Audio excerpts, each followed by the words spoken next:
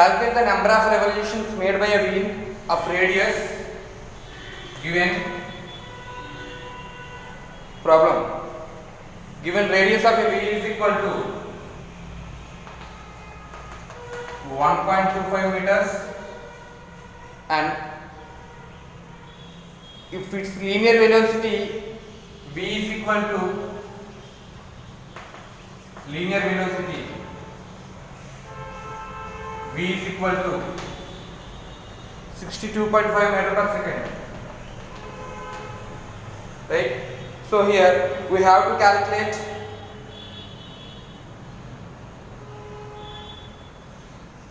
the number of revolutions made per minute.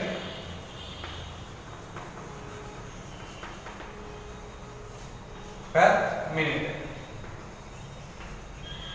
This is what we have to calculate. So there is a formula for linear velocity and angular velocity. Linear velocity v is equal to radius vector into angular velocity. V is equal to r omega. So that omega angular velocity omega is equal to v by r. So that implies omega is equal to v by r. So velocity is given as 62.5 meter per second by radius is given as 1.25, right?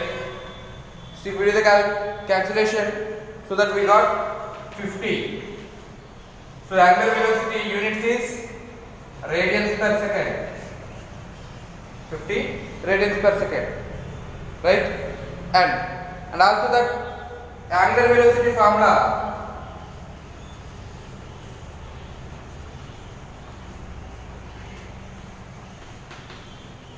actual formula for angular velocity, omega is equal to 2 pi by t. So 2 pi into 1 by t, 2 pi by t can be written as 2 pi into 1 by t. So that 1 by t is nothing but frequency. So I 2 pi n, where n is nothing but frequency. Clear? So we got the angular velocity value and compare with this frequency. Angular velocity is equal to 50 is equal to 2 pi into n. We need frequency, so n is equal to 50 by 2 pi. So that is equal to 50 by 2 into 22 by 7, right? So that is equal to 50 into 7 by 44. 50 into 7 by 44. So that is equal to 50 into 7, 350 by 44.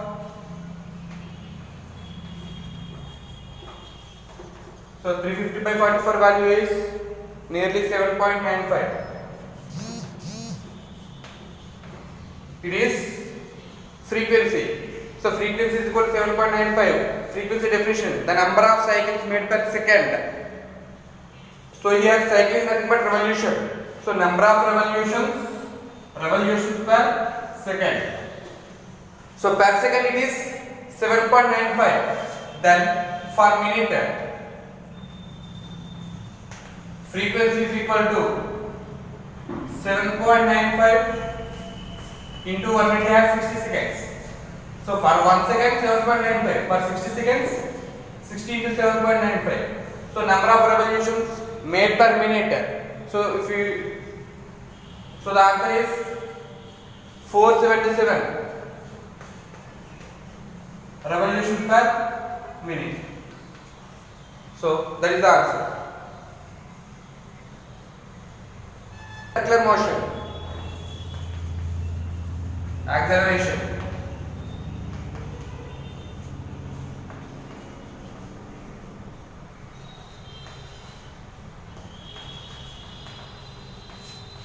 So acceleration of a particle in circular motion. So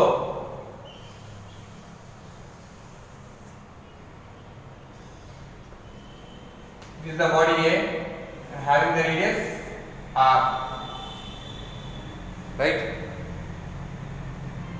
The acceleration of a particle moving in a circular motion, right?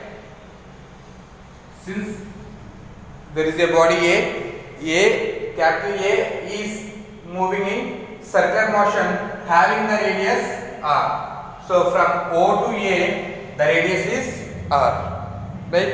So whenever the body is moving in circular motion, the acceleration has two components, right? So one is tangential acceleration and another one is radial acceleration,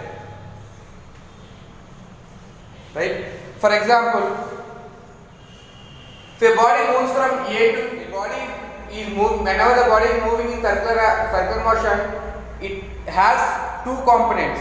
One is tangential component and another one is radial component. Radial is nothing but centripetal. It has two components along x-axis at that point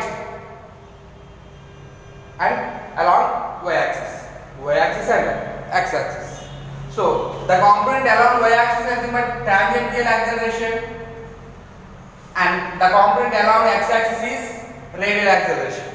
AR is radial acceleration. This radial acceleration is also nothing but the centripetal acceleration and AT is nothing but the tangential acceleration, right? So along with these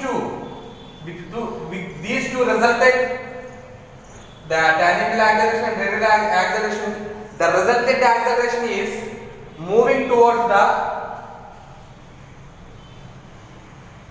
circular motion. So with these two accelerations there is a result and that result is nothing but the normal acceleration. That means the acceleration which is in circular motion. So with these two accelerations the body moves in a circular motion, right? So normal acceleration and tangential acceleration between the angle is theta. Is that clear? The acceleration of a particle moving in a circle has two components, right? One along the tangential direction, that means from that point towards the straight line, and another one is towards the center, right? So and it is nothing but the tangential acceleration, it is nothing but the radial acceleration. This radial acceleration is nothing but the centripetal acceleration, right? Centripetal important. Centripetal is nothing but center seeking, moving towards the center. So with the result of this tangential acceleration and radial acceleration, the acceleration makes the body to move in circular motion, that is it is the resultant acceleration, right? So mathematically tangential acceleration AT is equal to r into alpha, where alpha is nothing but acceleration. Which acceleration? Angular acceleration, right? Where alpha is nothing but angular acceleration, and AR radial acceleration is equal to, right, v square by r.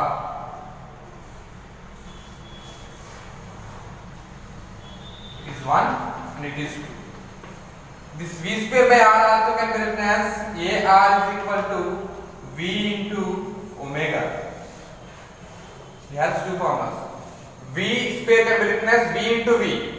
So how we got means AR into v square by r. That means v into v by r. V into v by r is nothing but omega.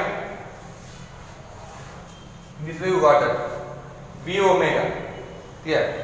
So from these two, the resultant acceleration, that means the acceleration of the particle in circular motion is towards this side, right? You can clearly understand that. So it is the position of the particle. There are two accelerations, tangential acceleration, radial acceleration. So the resultant acceleration is toward in this way. At this point, in this way. At this point, in this way. So it acts in each and every direction, so that with the resultant of these two, the body moves in a circular path. So the resultant acceleration A is equal to square root of AT square plus ar square. It is the resultant acceleration of the particle. A is equal to square root of at square plus ar square. Right? In a uniform circular motion, the speed of the particle is constant. In a uniform circular motion, the speed of a particle is constant. Therefore, tangential acceleration is equal to 0 when in uniform circular motion.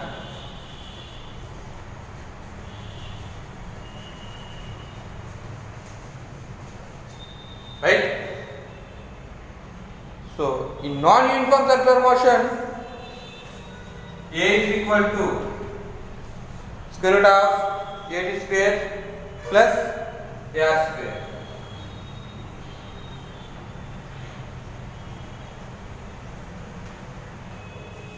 Non-uniform circular motion.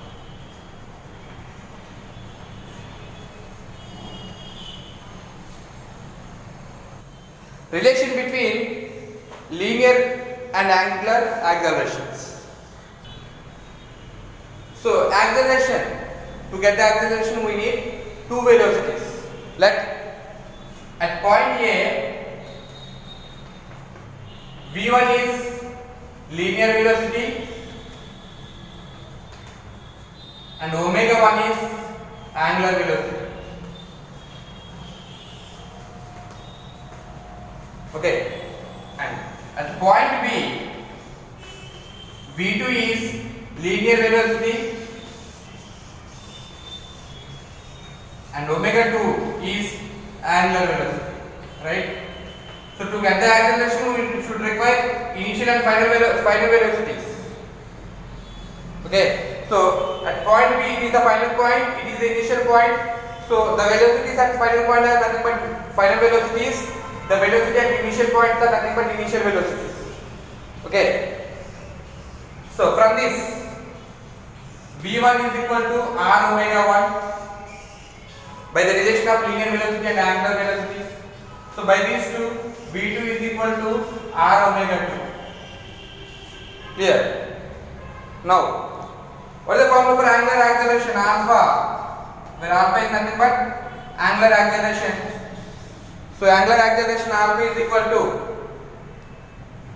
final angular velocity minus initial angular velocity by time taken.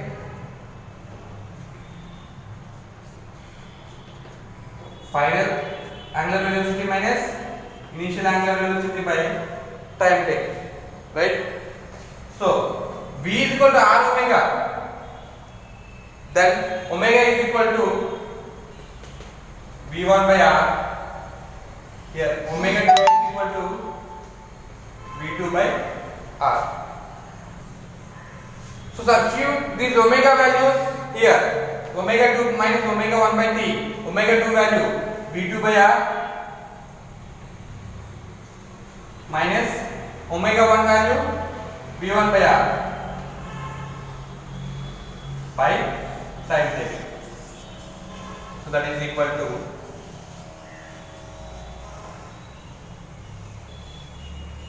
this can be written as LCM R v2 minus v1 by t. So that is equal to v2 minus v1 by r into t. So that is alpha.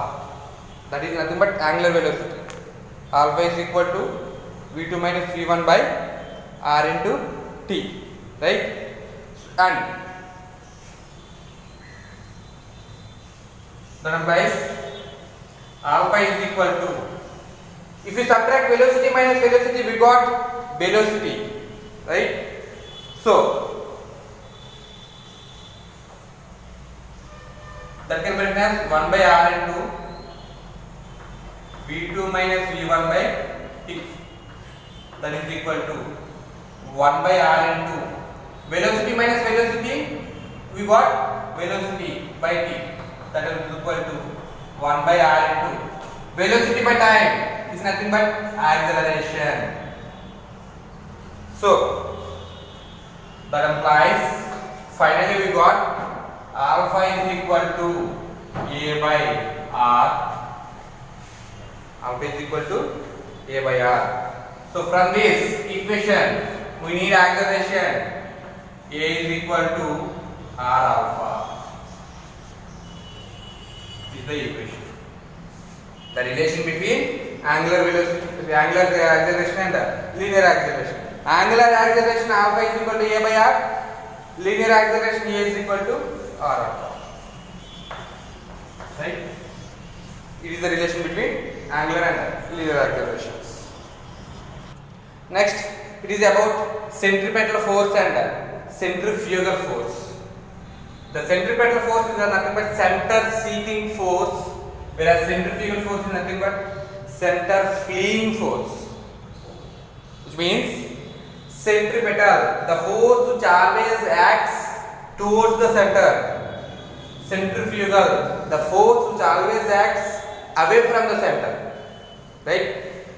Due to the centripetal force, this force helps the object to move in a circular path, and this force makes the object to move away from the center. Right? It is an imaginary force. Imaginary force. It is also nothing but pseudo force. Here. So in this circular motion, the acceleration is towards the center due to that. So that force is also always acts towards the center. Due to that centripetal force, the body always tries to move towards the circular path, towards the center. But in this case, it is an imaginary force, it is not an existing force. If there is no centripetal force, right, for some time the body is moving in a circular path, suddenly the centripetal force disappears, then the centrifugal force comes into action and it makes the body to move away. Right? Away from the center. Right? As we know that the force formula F is equal to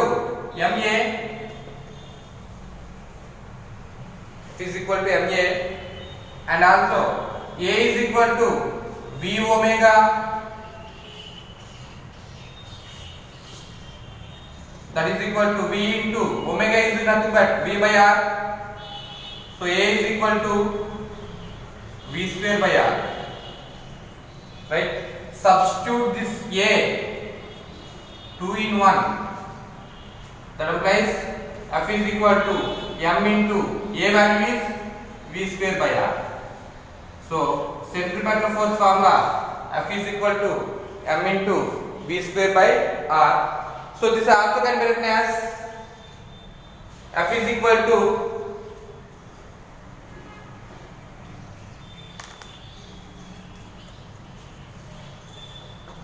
M into, so V square by R, right? So as we know that V is equal to, since V is equal to R omega, V square is equal to R square omega square. M into V square is nothing but R square omega square by R. So R and R square R gets cancelled. So that implies F is equal to MR omega square. MR omega square. Right? So the force for centripetal force, centripetal and centrifugal force, both are same. F is equal to MA, M into A value V square by R. So F is equal to M into V square by R. If the linear velocity is given, we have to apply this formula. But if angular velocity is given, so F is equal to MR omega square. We have to apply this formula in both the cases. Either it is centripetal or centrifugal force. Right? where v is nothing but linear velocity, r is nothing but radius vector, omega is nothing but angular velocity, m mass of the body, f is nothing but force, either it may be centripetal or centrifugal force, right? Centripetal force is the force which helps us to make the body to move in a circular path, right? So all the planets revolving around the sun, that is due to centripetal force. Electrons revolves around the nucleus due to this centripetal force. The satellites are revolving around the planets, that is also due to this centripetal force, right?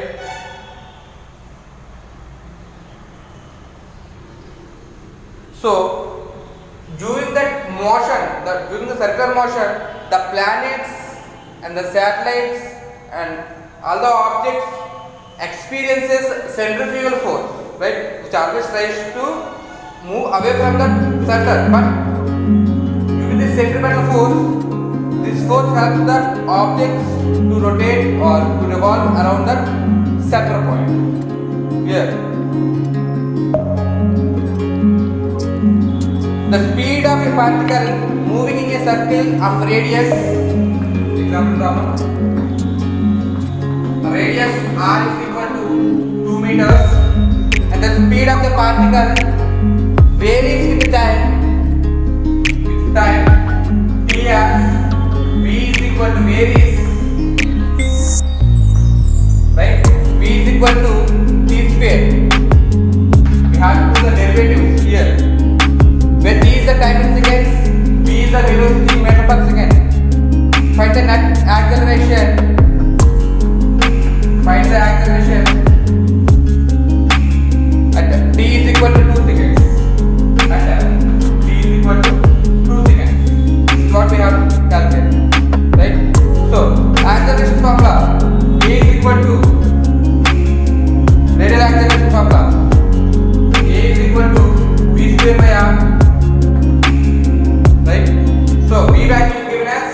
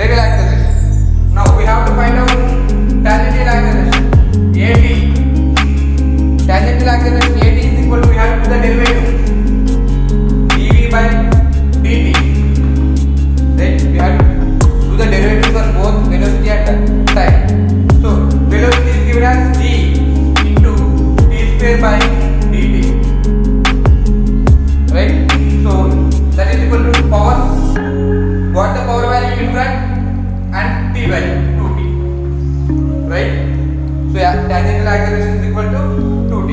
So we have to find out the net acceleration. Before that, tangential acceleration that applies at, we have to find out at t is equal to 2 seconds. Tangential acceleration at the time t is equal to 2 seconds. So instead of p, we have to place 2 values. So 2 into 2. 2t, right here 2t. That is equal to 2 into 2. That is equal to 4 meter per second square. 4 meter per second square. Now net acceleration. Net x is equal to square root of at square plus ar square. At square value, at is 4 square. 4 square plus ar, like very acceleration is 8 square. So for 4 16 plus 8 is 64. That is equal to square root of 80 meter per second.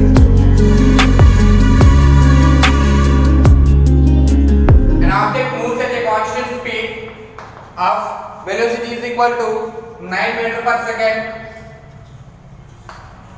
in a circular motion of radius having the circular path of radius 1.5 meters. Find the angular acceleration and linear acceleration, right? So given that velocity is equal to 9 meters per second and radius is equal to 1.5 meters. So A is equal to formula V square by R, V square 9 square by 1.5, 9 is 81 by 1.5 into 10 by 10, that is equal to 810 by 50.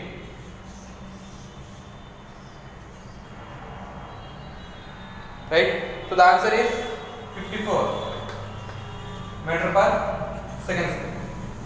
We have to find the acceleration, angular acceleration. It is the linear acceleration. We have to find angular acceleration. So the relation between angular acceleration and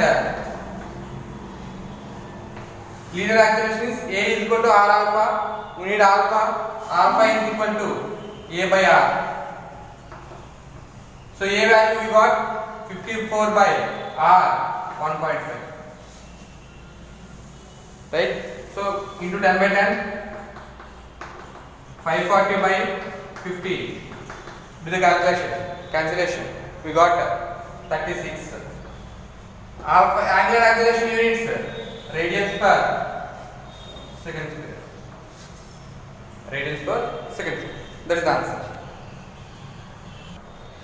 A centripetal force of 15 newtons acts on a body of mass 2 kg while moving in a circular path having a radius 4 meters. Find out that since the body is moving with uniform speed, calculate the uniform speed. Right? So uniform speed we have to calculate. So B.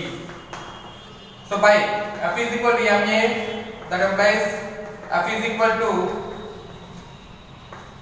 m into V square by R. We need V value. That implies F into R is equal to mv square. V square is equal to F into R by m. So V is equal to square root of F into R by m. So square root of F value 50, R value 4, m value 2. Clear? So that implies 2 ones, 2 twos. 15 into 100. Square root of 100. That is equal to square root of 10 square. Base square gets cancelled. 10 meter per second. Velocity of the body. Right? Thank you, Amma.